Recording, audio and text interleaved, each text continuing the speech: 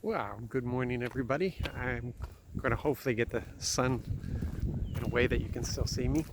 And I'm walking down a street right now that used to have a sidewalk, but doesn't have a sidewalk right now because of all the snow we received. So I'm doing my best to do the video and not get hit by cars. It's always a good idea, right? So reading through, yesterday was Leviticus 11, 12, 13, I believe. So that would make this 14, 15, 16, right? Forgive me if I'm wrong on this. Just trying to do my best. 11, 12, 13. So I've actually spoken to a few of you on this one because this is something that has really impacted me.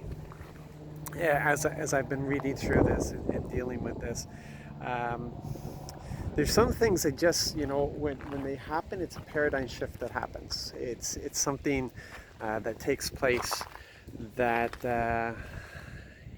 it just causes things to shift. And I've spoken about this thing a few times now, and we're reading through all these regulations, and the regulations are important, and the details are important, and we want to be able to read through the stuff and understand it. It's there for a reason. It has impact. It is important, but it's not important. The crazy thing is, it has no impact on us today. These regulations, the priestly garments, the sacrifices, most of the stuff we read in Leviticus doesn't impact us today, except for the heart of the Father that is revealed to us. And we see in the details today that I'm just looking for my words. I'm sorry. There's just some things that take a little more effort. We know that there's supposed to be holiness and honor in our relationships. The way that we honor Father, the way that we honor others, and then there's the way that we're supposed to honor ourselves. And if you don't think this is important, then just consider the two commandments that were given to Jesus, or not given to Jesus, given by Jesus to us when he summed up everything in the law, so that we would understand that the law is being incorporated into us, written in us, and becoming part of our DNA. And in it, he says, love the Lord your God with all your heart, all soul, all strength. So we look at the commandments that cover that, and we see that these are honoring commandments. And then love your neighbor, okay? So again, that covers all the commandments that deal with the honoring of other people and their properties and such. And then there's, love your neighbor, and we leave it at that, but it's not. It's love your neighbor as yourself. So there is the element of loving yourself, of that honor. And all these regulations that are being given about eating, about skin disease, what foods to eat, what foods not to eat, the skin diseases, what to do with skin diseases, what to do with the issues of blood, what to do. Later on, tomorrow, we're going to read about the mildew and all that sort of stuff, how to take care of those things. And this has to do with the fact that our Father wants nothing to do with disease. He wants his people to be free of disease. He says in the middle of this, I'm holy, guys, and you need to be holy too. And in this being holy, we got to do everything here so that you're healthy and free of disease, and to prevent the spread of disease. And so he gives them all these regulations. On top of all the regulations concerning relationship and everything else. And so as you look at this, you begin to realize that self-care is a big thing that our Father promotes. He wants us to know how to love ourselves. He wants us to know how to take care of ourselves. He wants us to take care of ourselves. And there's reason for it.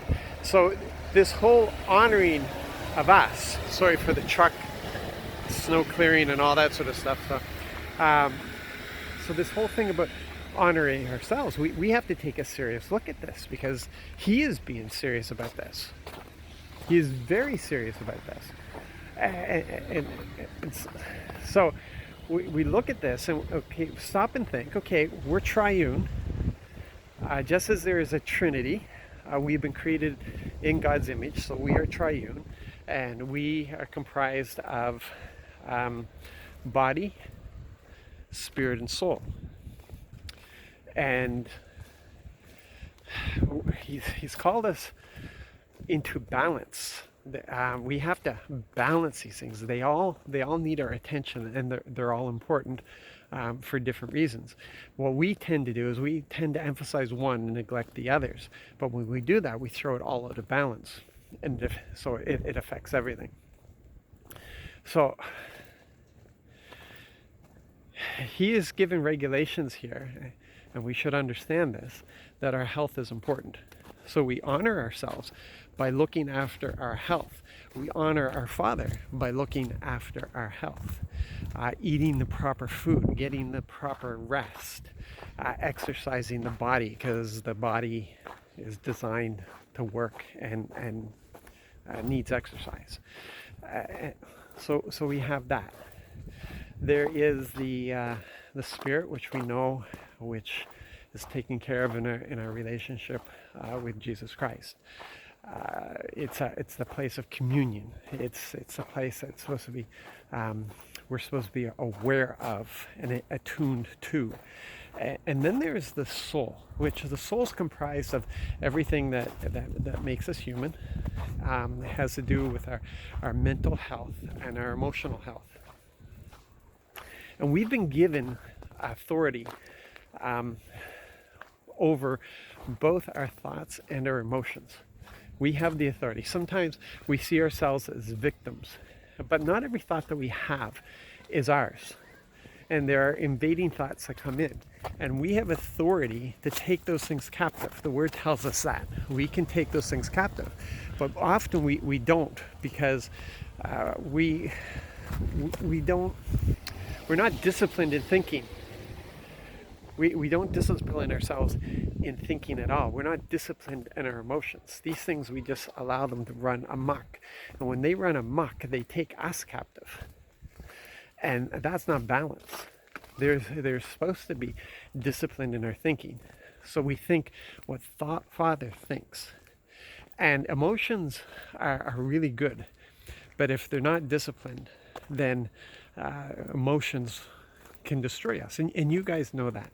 And we look at right now what's running rampant, not only in society but in the church. The depression and anxiety are huge things, and those are a result of undisciplined thinking, where we don't take captive what we take captive. Huge puddle here, I have to step over, sorry. We don't. We kind of let those things lead us, and they'll always lead us into the places that we're not supposed to go. And he's given us authority over this, and it's important, and it requires discipline as much as it requires discipline of the body. You've got to get up and exercise that body. You've got to get up and take control of those thoughts. You got to know what Dad has said. You got to know what the promises are, and those are the things that you choose, and you live in those things. And you don't let anything else come in and broadside you. This is really important stuff, and I see it here. This is what I'm seeing as I'm reading through these regulations, is Father's heart in this. And you can match up all kinds of things that Jesus said in the epistles as well that match up with this. But the foundation of it is found here in these things that we're supposed to be doing. So it's balance. It's all about balance. Man, there's so much more I got to say about this, but I'm gonna have to leave it here because I've taken a lot of your time, and I gotta get going. So you guys be blessed, be encouraged, be engaged, and really give this this matter some time. Okay, love you guys. Concerned about you. Let's do this walk together. God bless.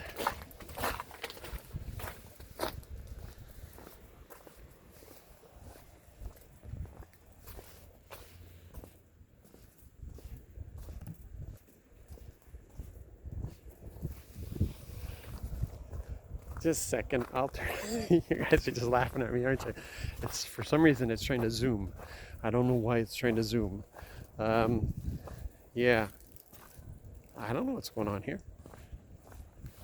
Can't zoom in or out in this mode. I don't know why it's in a mode.